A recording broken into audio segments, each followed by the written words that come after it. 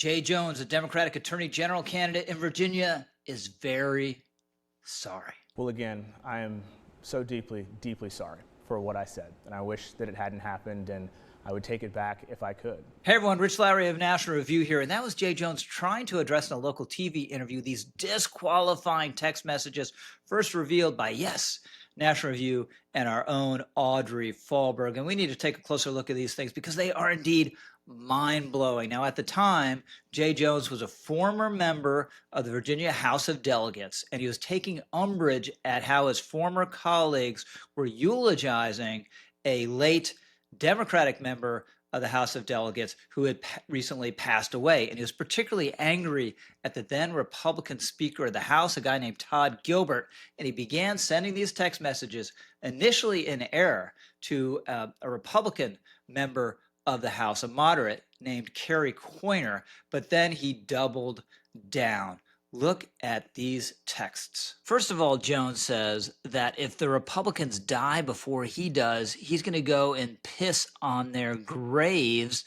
Not really a nice sentiment, is it? And then he goes to a version of this old joke. He says you got three people and only two bullets. Those people are Gilbert, Hitler, and Pol Pot. Obviously, one of these does not belong. That would be Todd Gilbert. And Jones says, you know what? Gilbert gets two bullets to the head. Ha, ha, ha. Then he says, you can put Gilbert together with anyone, the worst people you know, and he gets the bullets every single time.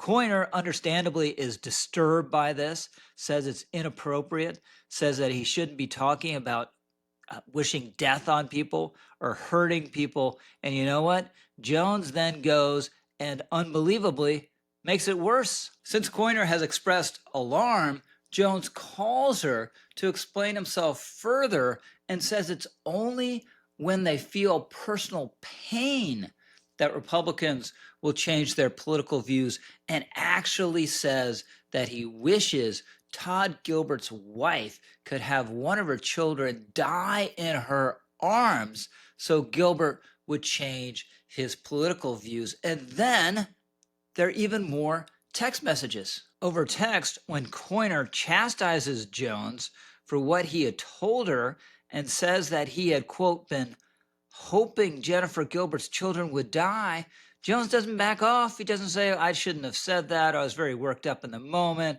I've now thought about it further. No, he says, quote, yes, I've told you this before.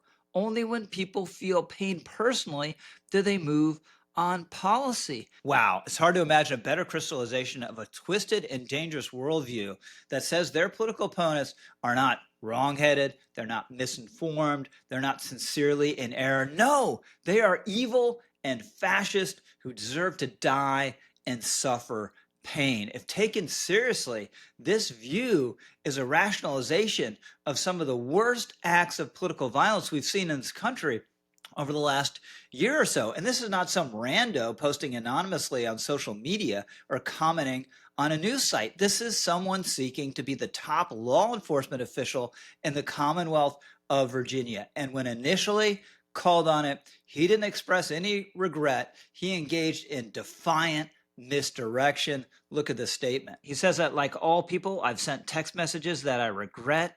He blames his opponent in the Attorney General race, the Republican incumbent, Jason Miyares, for dropping smears through Trump-controlled media, that would be us at National Review, to assault his character. That statement is preposterous. And again, this was his first reflex in how to deal with the story. Preposterous in at least four ways. One, yeah, sure, we all send text messages we regret, but that's because the autocorrect makes something we sent sound ridiculous, or because we say something thoughtless, we realize in retrospect we could have put it better, or we make a mistake, we put something in there in error. It's not because we wish our political opponents would die and suffer political pain. That's not the way most of us regret our text messages. Two, this story wasn't a smear. Everything about it was entirely accurate, as Jones subsequently acknowledged. Three, Audrey Fahlberg's reporting was not the product of an oppo dump from Miaris. 4, National Review is not a Trump-controlled organization. If you read anything we do, it takes you about 5 minutes to realize we're not controlled by anyone. So eventually what happens here, someone tells Jones, or it finally occurs to him, he can't engage in this sort of blame shifting and has to try to apologize. So that's why you hear things like this from that local TV interview. A lot of politics is about trust. I can think of nothing more horrific than a mother having to hold her dying child. How can Virginians trust a man who said something so horrific, so callously? Well, again, I am so deeply, deeply sorry for what I said, and I wish that it hadn't happened, and I would take it back if I could. So that's his tack now, to say, I'm sorry and I'm sorry again. And that's what he should say.